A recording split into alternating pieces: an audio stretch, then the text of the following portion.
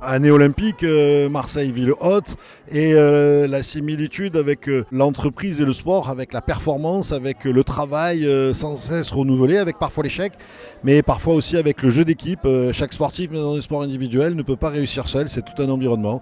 Et donc c'est les similitudes de nos combats quotidiens. Avec la Caisse d'épargne CEPAC, avec toute la team de la Caisse d'épargne CEPAC, moi j'ai mis les vœux que ce soit une belle année évidemment pour chacun, que ce soit une année de paix.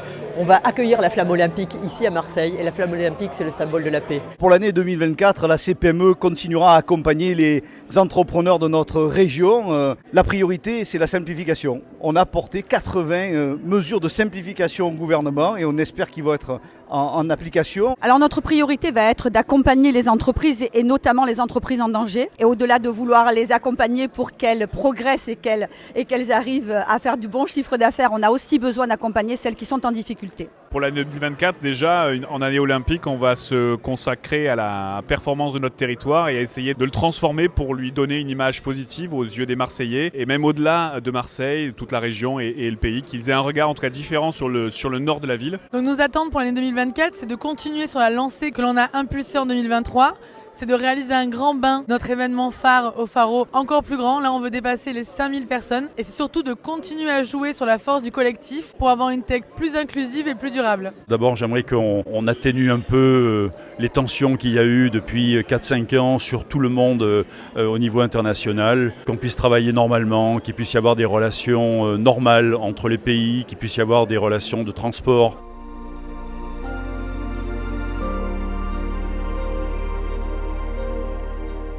J'aimerais aussi que les exportateurs et les TPE de notre territoire puissent accéder à l'exportation. Et donc on va leur donner, nous, à l'APEX, tous les outils pour pouvoir s'exporter et pour pouvoir accéder aux marchés internationaux. On a mis le Cap au Nord pendant près de 50 ans.